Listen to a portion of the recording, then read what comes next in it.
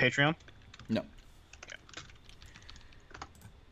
Hey guys, it's Tim, and this is Pro Wrestling Unlimited. As we're here with another Monday Night Raw review.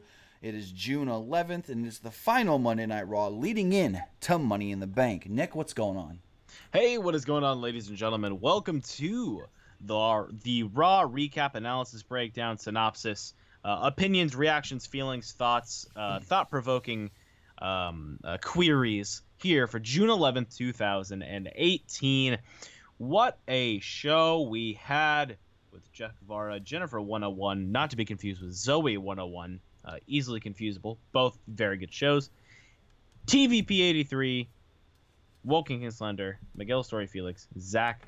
It just looks like Zach.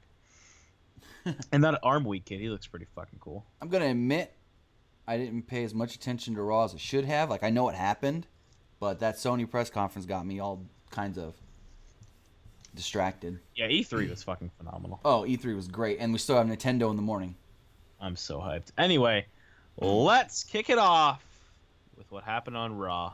Let's kick it off. So the first thing I got to say, if you want to see this happening, Baron Corbin cut his hair, shaved it bald, and if you want to if you want to see it done, there's a video on the WWE YouTube channel. It's probably on their website and other platforms as well of them cutting the hair. They put it in the pony, they cut the pony, and then they shave him. Constable Corbin is now bald Corbin. So Monday Night Raw kicks off. Sasha Banks, Finn Balor, Alexa Bliss, Braun Strowman, Ember Moon, Bobby Roode, Natalya, and Kevin Owens are all on top of ladders. Kurt Angle comes out on the stage and hyped up the ladder matches for this Sunday at Monday Night Raw. Corbin comes out with his freshly cut hair, wearing a suit. Corbin told Angle that Stephanie McMahon would be disappointed if Raw doesn't come home with the contracts this Sunday. So they're all sitting up on the ladders, and they're all just throwing a big old tissy fit, and they're just like, I'm going to win Money in the Bank. No, I'm going to win Money in the Bank. And the next person starts yelling, and they're all yelling until Alexa just screams, ah! And I'm like, oh my God. And she goes, none of you guys are going to win Money in the Bank. It's going to be my mixed match challenge partner, Braun Strowman.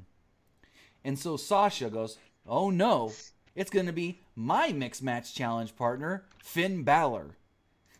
And then they're all like, and then you got Finn that's like, oh yeah, I think Sasha's going to win and this and that. No one's goes, you know, I don't really give a crap who wins the women's Money in the Bank. I'm winning the men's. Yeah, I don't know why the women are like, I'm pulling for this guy. It's like, stop. Yeah, it's like, worry about your own ladder match. Exactly. It just makes that ladder match feel like it's not that important. That not even they're focused on it. Right. Fucking obnoxious. And so the weird thing, though, is you got Braun Strowman on the tallest ladder in the ring. Like, Kevin Owens had such a great argument. Braun Strowman's tall as shit. Are you going to make the briefcase higher? He goes, are we going to be able to, like, move the briefcases for everybody's different heights? Because Braun Strowman's got an unfair disadvantage. Disadvantage? You mean? Or unfair advantage. Yeah, I was going to say. Yeah, no. So that pretty much all went on, and they were just bickering over back and forth, and that's how the first segment ended. We go to commercial, come back, and it's a fatal four-way with the women. Goes 20 minutes, this fatal four-way. Natalya, Alexa Bliss, Sasha Banks, and Ember Moon. There was a moment where Moon hit a crazy suicide dive to Banks, and the momentum drove them both into the barricade. The barricade wasn't there. If the barricade wasn't there, they would have ended up in like the third row. They hit so hard. Like, oh yeah, they slammed. Yeah. After a commercial break, Bliss worked over Natalya's leg. Natalya's knee was taped up after the injury last week in the Nia Jax match. They did a Tower of Doom spot where Natalya powerbombed Banks and Moon. Bliss held on and tried to twisted Bliss on Banks and got her knees up. Go to another commercial. Later on in the match, Bliss tossed Banks into the post, but Natalya put Bliss in the sharpshooter, and Alexa Bliss tapped out. So with Natalya winning tonight on Raw, even though she's been the favorite, now I haven't checked since about a few hours before Raw, but Natalya was the favorite for winning the women's Money in the Bank. But if you look at how WWE usually books, if somebody wins the Monday before or the Tuesday before the pay-per-view, they usually don't win at the pay-per-view. So Natalya may not be winning, even though she's the betting odds favorite. Yeah, no, I didn't think she was going to win regardless. Plus, they're doing the injured knee thing with her as well. And they said I think they're going to take her out. They said that doctors have cleared her for Sunday. Oh boy. So This was funny. So we get Kevin Owens and Finn Balor, and Kevin walks up with a white bowl full of these black things. I'm like, what are those? And I couldn't tell what they were at first. I'm like, are they freaking Hershey Kisses? And Owens goes, want an olive? I didn't have an actual olive branch, but I'm going to offer these instead. We need to work together. We're both former Universal Champions, and we need to work together to take out Braun Strowman tonight. Work with me. And I like offering him an olive. No like, branch, just a straight olive. He's like, I got this box or this bowl of olives, but I don't got an olive branch. Olives are not that good. I fucking hate olives. I like Good olives. God. Anyways, he claimed that he couldn't beat. Are you the kind of person that likes olives in their alcohol? You don't drink alcohol that much, do you? I don't really drink that kind. Like if I do drink alcohol, it's not any kind that you'll put an olive in. But I don't really drink much at all. Anyways, he claimed that he knew he couldn't beat Braun Strowman and said that they all needed to team up together to take him out tonight, so he didn't make it to Money in the Bank. Owens wanted him and Bobby Roode to work with him, and Balor said no, which led to a segment later. So then we got Drew McIntyre, Dolph Ziggler versus Breezango. Match only went about 3.5 minutes. Ziggler and McIntyre won with the zigzag Claymore combo on Fandango. God, that's so badass. Yeah, it was. There was a spot where McIntyre powerbombed Tyler Breeze on top of Fandango. Breeze looked weird because he's grown his beard back out, but his hair's like super dyed blonde and his beard's just brown. Yeah. It looked so, like, I don't want to say awful, but just awkward looking. It was very awkward. It's like he's trying to grow his beard out so him and Fandango can have matching beards. But if you're going to have the blonde hair, you're going to need to shave the beard. Because it's like when you see somebody, it's like when you see a chick where she's got like super bleach blonde hair, but her eyebrows are black and it looks like caterpillars on her face. Jeez. So backstage, Charlie Caruso interviewed, where was I? She interviewed Roman Reigns. Oh, wait, before that, Ziggler and McIntyre cut a promo stating that they're not here just to be in the tag team division. They're coming for the tag team division, and they're going to take out every other tag team. Mm-hmm. So then Charlie Caruso interviewed Roman Reigns backstage. She said, are you surprised that even though you have a match with Jinder this Sunday at Money in the Bank, he challenged you to a match here tonight? And Roman said that he wasn't really worried about tonight, that he wasn't worried about Jinder Mahal. Jinder Mahal cost him his shot to get into Money in the Bank and cash in on Brock Lesnar because he knew if he would get into Money in the Bank, he would win Money in the Bank, and Mahal going to get himself an ass whooping. They then announced that Jeff Hardy will be taking on Shinsuke Nakamura tomorrow night on SmackDown, and this is all from something that stemmed at, I don't know if it was tonight or last night's live event, where Shinsuke was in the ring, and I guess he took out AJ, so Jeff Hardy came to make the save. They showed a tweet from Paul Heyman congratulating Lesnar on his 435th day as Universal Champion. Now, did they say who he beat? They didn't mention CM Punk. So does a Punk innuendo or reference or something get dropped? I don't think if Corey Graves didn't go on his stupid rant over the weekend on CM Punk, maybe. Yeah, you're fucking. I just dropped a whole bunch of googly eyes on the floor. Uh-oh. It was funny though. They did call Brock the prize fighter, even though that's Kevin Owens' thing. Yeah, but they do that all the time. They always mix up nicknames. And they also did say, I think it was Corey Graves goes, Brock Lesnar's been champion for 435 days. I know there's people online that have a grievance with how many times he's actually defended the championship, but that doesn't matter. It's Brock Lesnar. I was like, wow. I don't know, man. Wait for the company to kiss Brock's butt. Yeah. So Mahal cut a promo.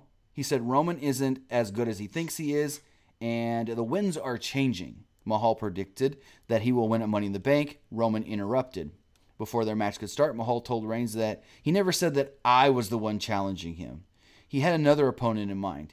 He kind of teased it like it was going to be someone like the Great Khali, and then it ended up being Sunil Singh, and Roman beat Sunil in like a minute and a half, if even that, with a Superman punch and a spear. Afterwards, Mahal jumped Reigns and hit him with a Colossus.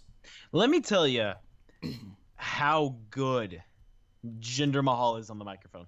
He's gotten a lot better. he's gotten so comfortable in his role. Like, I think he understands what his role is now. He's not in that Shinsuke feud anymore. I think once he got out of that Shinsuke feud, he improved so much because he realized what he was doing wrong. He was like, all right, I'm going to take all of that and I'm going to go and I'm going to fix this. And I think he's doing a phenomenal job. I think putting him with Roman, perfect. Roman's a good worker. Roman's a safe worker. Roman can really, really sell his ass off to make Jinder look good. I wouldn't be surprised if Jinder I would be surprised if Jinder walks away with a win at Money in the Bank.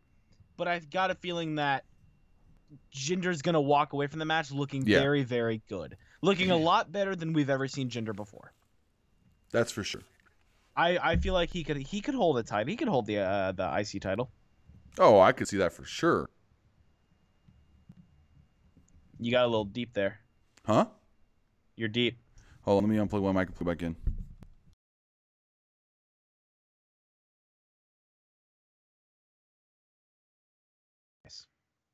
Dude, Ronda Rousey sucks on the mic. No, I think Ronda Rousey's phenomenal on the mic front. She has her moments of rough, but that's like anybody. All right, so next up we had a tag team match, B Team versus Heath, Slater, and Rhino. I don't know if this was supposed to be like a knock on the B Team t-shirt, but they had a shirt where it looked like they made the shirt where it's a black tank top and they had like white tape and they made the words out of the tape and it said Rhino made this. Yeah, it's probably just a knock, but I'm sure they'll put it on the WWE store for $30. So B Team won in like not even 2 minutes with a double team neck breaker. Despite having new music and new graphics, B Team still had the same t-shirts. I really want a shirt. I'm not gonna lie. Just go make one. It's better than spending $30. You can make one for $4. Probably make 2 for $5. I don't know. Anyways, after the match, the Deleter of Worlds, Matt Hardy and Bray Wyatt, appeared on the screen and said they were delighted at the B Team's success. The lights cut and they showed up on the stage. They issued a warning in their own kind of, I guess, mannerisms, and then they said that they would eat you and delete you. I really want them to go to the Hardy compound. I feel like that would be so they should. Stupidly funny that I would enjoy it. Oh, Bo and Axel? Mm-hmm. It'd be great. Because they teased it. Because they were like when they did not last week, it was 2 weeks ago when they did the Battle Royal, they teased stating that, because they were like, the winners of this match, of this number one contender Battle Royal, need to get ready. Because Senor Benjamin, and then right before he's like, Senor Benjamin, ready and then Bray cut him off. I think it would be a really good comedy match, and I'm into that. Oh, and you know what would be the perfect thing? Because you can do this at the Hardy compound. Something happens to where Bray and Bo are face to face, and then you kind of hear one of them say, "Brother." Oh my god, that'd be really funny. Yeah, it would. Brother. Like one of them's like, "Wait, are you my brother?" Brother. So Elias was backstage and said tonight's performance would be a struggle because he wasn't used to performing in front of Arkansas hillbillies, and that drew a big reaction from the crowd. After the break, Elias was in the ring and was booed pretty heavily. He called himself a once-in-a-lifetime performer who would become Intercontinental Champion this Sunday. He told the crowd to shut up during his performance. He then asked, "What does WWE stand for?" World Wrestling Entertainment? No. We want escalators. What? We want elevators. We want nothing. It's walk with Elias. And then he did it again. He always does. He doubles it up. Says it twice. Crowd loves yelling it. I don't know why. Excuse me. I would too. I'm sure it's the atmosphere. You're Probably. there drunk with your buddies. You're going to scream, "Walk with Elias." What does that mean? Right. You know how we started doing that, right? Backstage, you made a joke. He made the joke to Cena, and Cena goes, "That's great. You need to use it out there." Like, Cena told him to use it because he just was goofing around backstage. Anyways, Rollins, he's saying about Rollins taking shots at his stupid nicknames, calling him a tool for doing CrossFit. Elias grabbed a second guitar given to him. He said this guitar was given to him by John Mayer, which had a custom paint job on it, his name, and the Intercontinental Championship painted on it. Rollins then ran down and dumped Elias from the ring, grabbed a mic, and told him to stop at being a coward. He said he wasn't hard to find. If Elias really wanted to fight him, just ask. He'd come right out there. He told Elias he had a good act going, including his guitars. This, of course, drew his attention to Elias's new guitar. He grabbed the guitar and offered to put it up for auction. Then he put it down, held his foot over it, and the crowd chanted, "Yes, yes, yes." Elias begged him not to stomp the guitar. Rollins led the crowd in a burn it down chant and eventually stomped the guitar. It was okay for what it was. It was a cute spot. I think Elias is doing so many good things that he could kind of be quote-unquote buried, but he'd also be fine. You know what I mean? Right. So this next match and post-match was a little weird. Bayley comes out for a match. Cut it back. She came to the ring, cut a promo on the Riott Squad for tossing her around and creating a mess that would take a few seconds to clean up. Ruby then grabbed a guy's tie and cut it with scissors. I don't know what they were really doing here. It was really weird. They were pretending like they were troublemakers, I guess you can say. So they had Ruby Riott versus Bayley, about 11 and a half, 12-minute match. Bayley was in control for a lot of the early parts of the match. She even attempted the spot like Sami Zayn does, where you dive through the ropes from outside, like, you know, between the post area. You go from one side of the ring to the other through the ropes. Anyways, it's such a cool move. I really like when he does but she it. completely whiffed the move. Looked awful. Yeah. Looked awful. It's a hard move to do. Oh yeah, I mean, I've seen her do it a couple times before. I know she can do it, but I don't know. Anyways, after the break, Ruby applied a rest hold just in time for the show to come back from commercial. Bayley missed a flying elbow, and Riott got a near fall. Sarah Logan and Liv Morgan distracted Bayley, which allowed Riott to toss her into the ring post. This allowed her to hit the Riott kick and then the win, and then they went crazy. I think it was black lipstick that they had. It wasn't a marker. Mm-hmm. And they started marking up Bayley's face. They had Liv Morgan and Sarah Logan were holding Bayley down. It's like a gang kind of deal, like gang. It's tactics. like when NWO did exactly spray paint. So what they did was they marked up her face, marked her chest a little bit, and then they wrote a big R on her belly, and just left her laying. Which means Riott. Right. They've branded Bayley, and I don't know where this is going to lead to. I mean, I assume hopefully it's it's somewhere cool. I assume it's a Bayley Ruby Riott feud. It's a perfect. Where feud. maybe Sasha finally gets involved and helps Bayley. I don't know. It was. I think Ruby and Bayley would be perfect. It was very. I could see honestly. Looking at it from a fan side, right? It would be really, really nice to see Bayley turn heel and join the Riott Squad. Like, it was a little awkward. I think it felt awkward to me because it was very unexpected of what the post match was. Mm-hmm.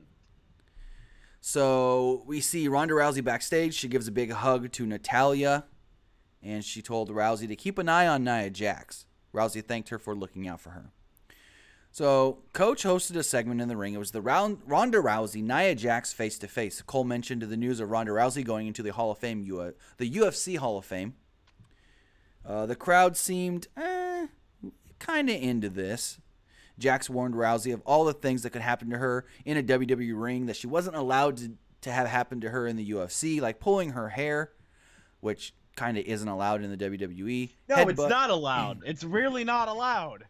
Headbutts and 12 to 6 elbows. Rousey says she doesn't game plan. She improves. Aren't headbutts not even technically allowed? No, they are. I feel like that's been a recent thing where they started to be allowed. I always thought they were not allowed. Interesting. No, they've been allowed. Anyways, Rousey says she doesn't game plan. She improvises and would improvise Nia's arm off. Jax said Rousey's one win was over a businesswoman who was a part-timer in the ring. Jax said that she would take Rousey's legacy and that she wasn't going to be ready for what Nia was going to do to her. Ronda then stood up. She said nobody thought that I was ready for the Olympics at 17 years old, or to wrestle for the Strikeforce belt, or to headline UFC. But I broke records, and I sold out buildings, and I broke attendance. And now I'm going to go into the Hall of Fame. She then yelled, "I'm Ronda Rousey. I was born ready." And she threw her jacket off. So that's going to be a shirt. Ronda Rousey, born ready. Probably. It would have been really funny if she was just like, "Because I'm Ronda Rousey, and I'm awesome." Oh, Lord. So she threw her jacket off. Jax got up and took a swing, but Rousey grabbed her arm. Nia then headbutted her. Jax picked her up by her hair and was fiddling with her ponytail like, ha ha ha, I took you down, now I'm going to fool with you. And then all of a sudden, I don't know how many times they probably practiced this because it seemed very seamless. Ronda grabs, I guess like Nia went to go like throw a right forearm or whatever, or a right arm, like a punch, but not really punch. I don't know. Her arm came sweeping over from, no, because it wasn't the elbow. It was like her forearm, like a forearm to the head, but it was like a overhook kind of deal. I got you. And Ronda grabs the arm. I'm like, okay, what are they going to do here? And then Ronda just jumps up, flips Nia, and puts her in the armbar. Nia's got her hands clasped to try and prevent the armbar, but it looked so seamless. My first thought was, how long did they give them to practice that before the show tonight? I like to think that Ronda... No, even Nia just did that front roll seamless, like perfect, like she's done it a million times or something.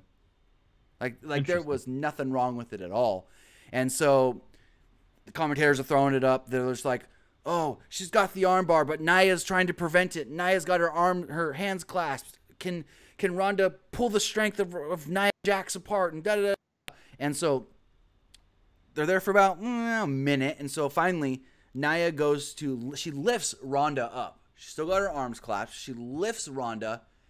And all of a sudden, they both just kind of fall down. Ronda comes down onto the mat.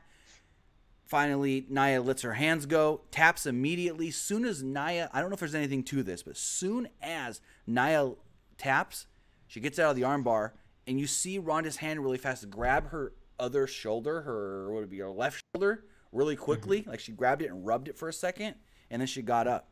She didn't do anything else with the shoulder, so I don't know if maybe it was just when she came down on it, she just kind of like landed a little bit wrong or something. Because she did kind of come down like, just like it wasn't a normal flat bump. It was kind of just like a pop. Yeah, it looked weird. So, with that, Jax got out of the ring. Ronda put her jacket on, and that was the end of the segment. They then plugged that tonight on the WWE Network, the Hardy's 24 special, which I'm very excited to see because there's TNA footage in this. Who cares? Yeah, it's open now. So then, No Way Jose versus Curt Hawkins. They actually promoted an interview that Curt Hawkins did with ESPN over the weekend, talking about being 0-200. They were like, can he finally get his first win tonight over No Way Jose? No. Match goes 30 seconds. And No Way Jose won with his pop-up knockout baseball punch. I like that move. That's an interesting move. So backstage, I missed the spot. So I missed the segment. Earlier in the show, just like when Kevin Owens went to Finn Balor, he went to Bobby Roode. And he was like, Roode, we need to team up. We need to take out Braun Strowman. I don't know if Finn's in, but you and me. And Bobby's just like, why would I want to work with you? We're facing each other in Money in the Bank on Sunday. We don't need to work together. So later on in the show, Balor runs into Bobby Roode, and he was like, hey, Owens talked to you too? And he was like, yeah. And they were like, I don't know if I can trust him. And Roode was like, maybe we should listen to what he's got to say about taking out Braun. And so they were just kind of like, maybe we should team up. Renee Young then introduced Sami Zayn for a very weird segment. So they had a big obstacle course set up around the ring. And Sami Zayn goes, I got all these messages last week of people sending me things, trying to prove to me that Bobby Lashley was actually in the military. And even though you sent me things that could have proved it, I don't believe it. He goes, tonight we're going to do this. We're going to do this military-style obstacle course. And if Bobby Lashley can win, then maybe he can prove to me that he was in the military. But he's going to have to beat my time. Earlier tonight, I did this in like a minute and a half. Minute and a half. So he's running everything down. He's going around the whole obstacle course. They've got a big old tire. They've got a deal where he's got a army crawl under. He's got these 3 little walls he's got to jump over, one bigger than the other. He's got monkey bars, and then he's got a big rope that he's got to climb, ring the bell at the end. So they set this all up. And he comes out. Bobby Lashley comes out, sets this all up, and he's like, all right, we're going to do this. Can I get the timer on the big screen? And they got the Raw logo on one side, the timer in the middle, and Sergeant Slaughter on the other side on the screen. And so timer's also on the TV, and he's like, all right, now don't go until I give you my mark. Do you understand that? And Lashley's looking at him like, let's just go. He turns to the crowd and goes, do you guys understand? He can't start till I tell him to go. And so he goes, ready, set, go. And he still doesn't go. He waits for the beep, and then he goes. So it still wasn't on Sammy's mark. God damn it. So he flips the tire over twice, runs down does the army crawl, jumps over the walls. Apparently each wall was named for each of the sisters. He goes over the monkey bars. Before he drops off the monkey bars, he thinks, oh, hey, let me do a pull-up really fast, even though I don't have to. Then he starts mocking the crowd. He's like, yeah, what's up? What's up? What's up? And then he finally climbs up the ladder, or climbs up the rope, and they're like, oh, my God, he's so strong, he doesn't even need to use his legs. He's just doing all upper body, and he rings the bell. And it's like 45 seconds or so. And as he's up there, he's getting ready to slide back down, and then Sami Zayn attacks him from behind, so he couldn't even celebrate. It was whatever for what it was. It wasn't horrible, but it wasn't. I mean, it showed that it was no vintage NXT obstacle course, but it was still there. Hey, it showed that Bobby Lashley's a pretty beast of a guy. It also shows that he's extremely comfortable making an ass out of himself sometimes, and I can appreciate. Well, you should have saw like the way like he did that army crawl under the deal, which was the entire length of the side of the ring, and he was just like nothing, jumping over those walls, nothing. Like, he's a good guy. I like him a lot. He's a very, very reliable man. So then we go backstage, and Owens, Roode, and Balor are together. And they were like, we need to work together. And they were like, I don't know. And Owens is like, please, let's work together. We know what we got to do. We got to take out Braun Strowman. And Strowman shows up and goes, you know what? I think y'all should work together and take me out. He goes, like, hey, guys, I'm just letting you know, you might want to fuck me up. He's like, you might need to work together. And they just look at him like, what? And then he does his Braun roar. And Owens, like, jumps about 3 feet back like he was scared shitless. Like, oh, fuck, what was that? I love it. That makes me so. So then we get Fatal 4-Way with the men. And they were like, this is a great way to end Monday Night Raw. We started with the women in Money in the Bank, and we're ending with the men of Money in the Bank. And it was 25 minutes. And they did. They teamed up on Braun Strowman early. They all triple teamed him in the corner. Finally got him up to the top of the ramp. At one point, they got him on the announce table where Kevin Owens climbed to the top of I don't know if it was a 10 or a 20-foot ladder, probably only a 10-foot ladder. He does a frog splash off the ladder, through the table, and Finn Balor's face when Kevin Owens crashes down. You don't see it at first until they show the slow motion replay. And Balor's face is just like, holy crap, he really did it. I didn't think he was going to do it. I don't think they talked about it backstage, and Balor was like, that's kind of dangerous, man. And Kevin's like, yeah, I don't know. And Kevin's mind is like, I'm so fucking doing this. Because you got to think, the ladder is over on the stage, and you've got Braun on the table, the announce table. So it's like, if he wouldn't, he didn't have to jump far, but, he's coming off that big ladder. If that ladder wobbled at all is when he went to jump. But I know Balor was holding the ladder steady. I don't remember exactly where Roode was positioned. He may have been holding the ladder as well. So back in the ring, and they go to commercial immediately, and they come back, and you've got Owens being looked at by a referee. You've got Braun being looked at by a referee, and they were like, this is exactly what Kevin Owens wanted. He told them that they needed to take out Braun before they can fight each other, and now we've got Bobby Roode and Finn Balor fighting each other in the ring. Bob Roode. So back in the ring, they fought each other, Bobby Roode and Balor. Balor hits a Pele kick, and they showed an Inset commercial just hyping up Money in the Bank. Eventually, Owens returned to the ring, and they did a Tower of Doom spot where Owens powerbombed Roode, and Balor took the superplex. At this point, Strowman had gotten up, stood on the top of the table, well, what was left of the table, did his roar spot, and the crowd went nuts. So he slowly started coming down into the ring. Balor and Roode each ran into Strowman once he got down there, and he knocked them both down. Owens was alone, so he ran away into the crowd. He slipped and fell at one point, so Strowman dragged him back towards the ring and clubbed him. Strowman did his running shoulder tackle to Balor, Roode, and Owens. Excuse me. They all teamed up again on Braun Strowman. Owens tried a schoolboy on Roode for a 2 count. Roode gave Owens a spine buster, and Balor took out Roode. Towards the end of the match, Owens grabbed a ladder and hit Strowman with it twice. Strowman grabbed the ladder out of his hands and gave him a choke slam. Finally, Strowman gave Owens a power slam on the ladder and pinned him for the victory. And that's how Monday Night Raw went off the air. Yeah, Monday Night Raw was a decent show tonight. I enjoyed it. I had some good times. I laughed. There's some segments that were cringy, but it's something that happens. Right. Speaking of cringy, thank you for listening to this show today. For the Raw recap analysis breakdown. Thank you, Corey Sailor, for the $9.99. Oh my God, Corey! Says, love the podcast. Well, Corey, we love you. Want to hear a fun fact? What? I'm sure he's not okay if I say this. I went to high school with him. Oh, nice. Yeah. At least I'm pretty sure that's the same Corey. I only know one Corey Sailor. Thank you, Corey. Thank you for listening to this edition of the Raw recap analysis breakdown. Synopsis, thoughts, feelings, reactions. What other synonyms we can fit in there, dude? Oh, I don't even know. Overview. Review. Sebastian Martinez with the $1.99. Who do you think will win Money in the Bank? We'll actually do a predictions video later on in the week. All right, but who do you think is going to win Money in the Bank right now? He donated. Let's answer. Miz. I'm still sticking with the Miz. Miz is on a roll right now. No, I'll go Rusev. You hear what happened to Rusev and Lana? Yeah, I feel bad. Got there. I think it could have been housekeeping.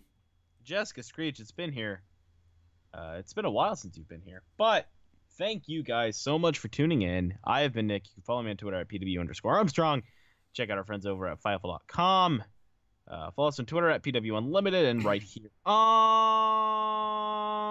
YouTube. Tim, where can they find you? You can find me on Twitch and Twitter. I want to start more on Twitch here soon at Timmy Buddy. I got my sub button. Yeah, Nick stepping it up on Twitch. Anyways, so you can also go find our good friends over at Fightful.com. We're setting up some cool things with them, hopefully here very, very shortly. Ooh, yeah, we are, baby. And so go follow them. Go to Fightful.com, or you can find one of their many Twitter handles, Fightful Online, Fightful Wrestling, Fightful MMA, Fightful Boxing. And also another tidbit, not wrestling related. If you guys need something to do and you're a PlayStation Plus subscriber, Black Ops 3 is completely free right now. So go check that out. Yeah. So thank you guys for tuning What else is free? Quake Champions and For Honor? Quake Champions, For Honor. On PC. Realm Battle Royale. Oh, Lord.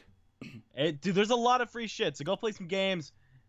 Tune in to the podcast tomorrow, same time, 9 p.m. for the SmackDown review, recap, analysis, breakdown, synopsis, all those fun things. We will see you guys tomorrow. Have a lovely day. And also, don't forget to go to our Twitter or the community page here on our YouTube to vote for the first round of our Best of the First Half tournament going on, where we're going to crown the best male of the first half of 2018, best female, and best tag team.